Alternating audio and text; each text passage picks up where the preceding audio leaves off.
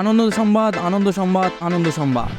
এখন ছুটির মরশুম, সবাই ঘুরতে যাচ্ছে, কেউ পাহাড়ে, কেউ সমুদ্রে, কেউ আবার জঙ্গলে। আর আমি কোথায় যাচ্ছি জানো? তাহলে চলো শুরু থেকে শুরু করি। বুনিয়াদপুর থেকে হাওড়া, আমি আর আমার বন্ধু উৎকর্ষ। এই গরমে স্লিপার ক্লাসে আপারের দিকে সিট আমরা পেয়েছি।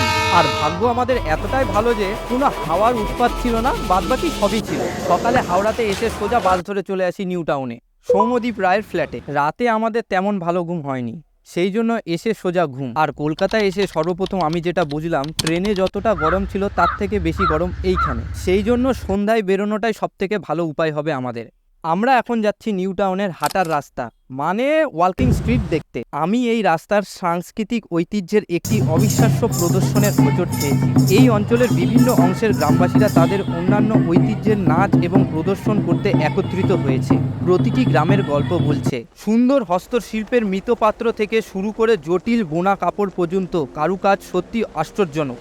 এই শিল্পকর্মগুলি শুধু বস্তু নয়, এগুলো ইতিহাস, সংস্কৃতি এবং গ্রামবাসীদের দৈনন্দিন জীবনের প্রতিনিধিত্ব করে। এটি তাদের ঐতিহ্য সংরক্ষণ এবং উদযাপনের একটি চমৎকার উপায়। গ্রামবাসীদের তাদের মুখে শক্তি, সঙ্গীত এবং নিছক আনন্দ এটিকে একটি অবিস্মরণীয় অভিজ্ঞতা করে তোলে। আমরা আমাদের ঐতিহ্য সবার সাথে শেয়ার করতে পেরে আমি খুব গর্বিত। চলো দাদা, এবার তোমাকে একটু ওই সাইডটা দেখায়। ওইদিকে যেমন একটা অন্য জগৎ ছিল, এই দিকেও তেমন একটা অন্য জগৎ। এই সাইডে এসে মনে হচ্ছে আমি কোনো বড় শহরে চলে এসেছি, আর আমি এখানকার একজন ছোট মানুষ, যেখানে সবাই নিজের কাজেই ব্যস্ত। মানে তোমার নিজের খুশি তোমাকে নিজেই বের করে নিতে হবে, অন্য কেউ এসে তোমাকে এখানে সাহায্য করবে না।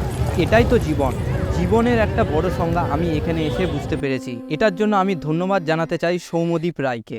ধন্যবাদ ভাই। আর দাদা, তোমার যদি মনে হয় ভিডিও এইখানে শেষ, তাহলে তুমি একটু ভুল ভাবছো, কারণ আমি তোমাকে আরেকটা দৃশ্য দেখাতে চলেছি। সেখানে দাঁড়িয়ে আমি শহরের সাথে এক গভীর সংযোগ অনুভব করছি।